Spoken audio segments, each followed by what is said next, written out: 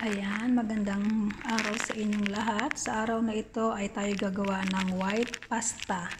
Ayan, ang ating mga kailangan ay ang ating bawang, sibuyas, butter, 2 kutsarang harina, at ang ating full cream milk, at ang ating cheese, asin, paminta, at ang ating manok. At syempre, dahil pasta, hindi mawawala ang ating pasta. Ayan guys, mag-umpisa na tayo. Samahan nyo ako. Ay, maglagay tayo ng butter sa ating rola. Ayan, patunawin lang natin to.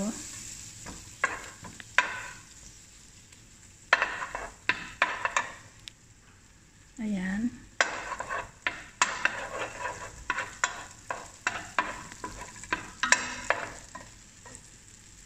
At ilagay natin ang ating manok.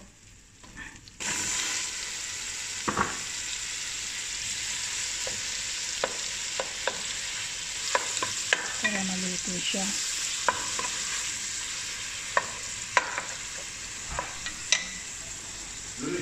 Baba.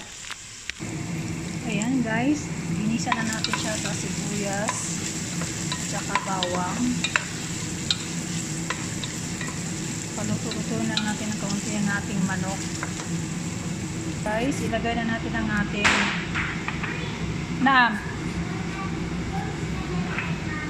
flour, ha?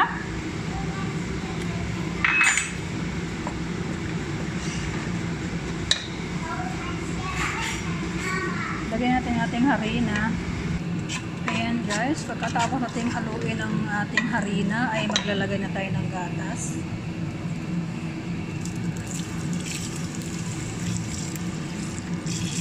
Para hindi mamuo ang ating harina. Mix natin.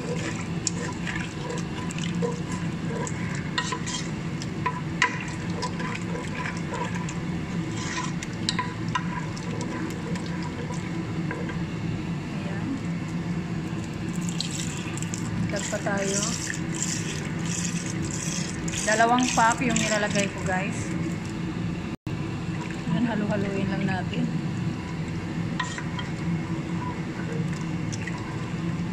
At ilagay na natin ang ating magic sarap. Magic cubes.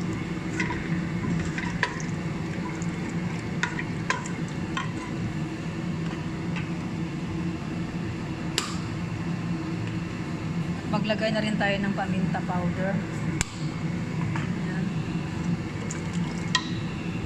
Magdagdag ako ng gatas guys kasi parang malapot. Babahati mo ana. Mix lang natin guys. Pakuluin lang natin ito hanggang maluto yung gatas saka yung manok. Ayan guys, pagkataong ito, ilagay na natin ang ating mozzarella cheese. Ayan. Haluin lang natin. At bago natin mag-final ng timpla kasi ang mozzarella ay maalat ito.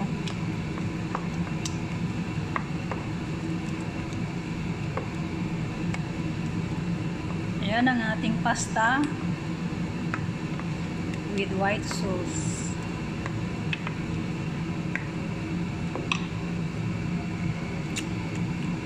Ayan, magdagdag tayo ng kaunting asin kasi kulang sa panglasa. Ayan, naglagay na ako ng asin. Mix lang natin.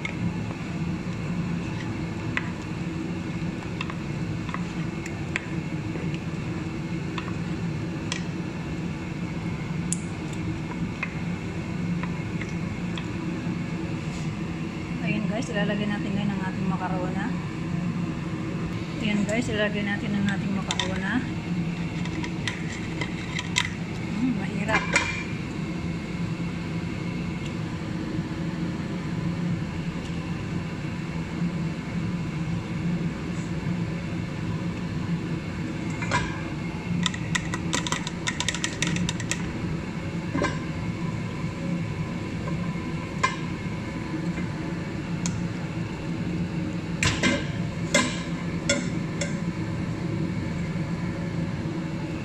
i-mix natin siya.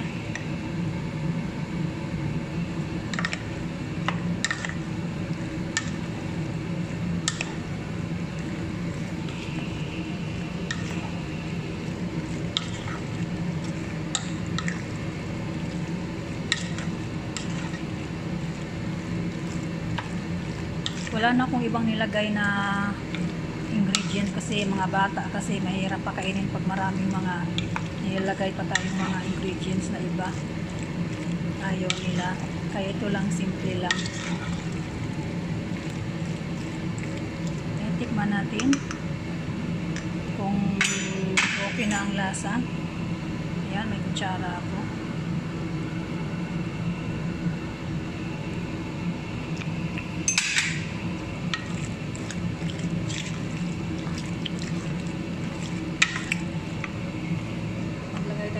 Paminta.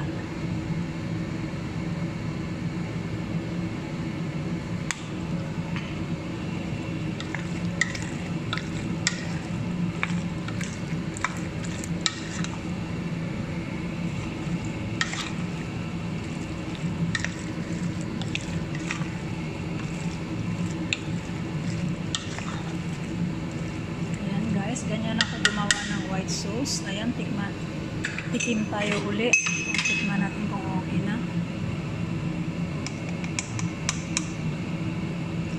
Walang tayo ng ilang piraso. Lagyan natin sa kutsara. Tikman natin.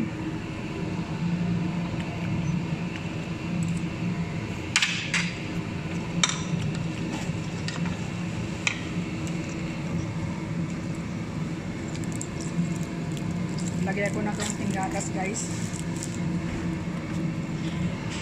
Pakuluin lang natin to tapos na. At ang last nating ilagay ang ating tea cream. Ayan, pwede rin nasal cream sa atin sa Pinas. Ayan. Pag once na kumulo na to, pwede nating patay ng apoy at tama na.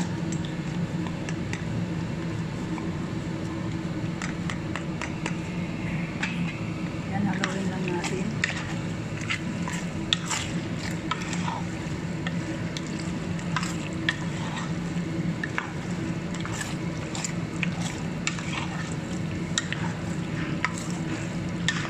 Para magiging creamy siya, last natin ilalagay yun.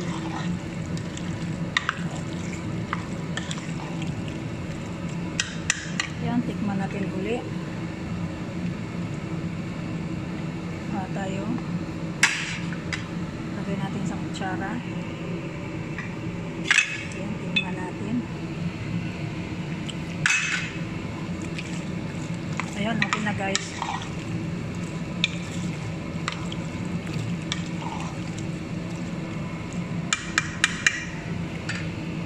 Pwede na. Maraming salamat sa inyong panood. Sana gustuhan ninyo ang aking bagong recipe sa ating white sauce pasta. Ayan, God bless sa ating lahat. Huwag kalimutan mag-subscribe sa aking channel. Ayan, nakulo na. Pwede natin siyang patayin.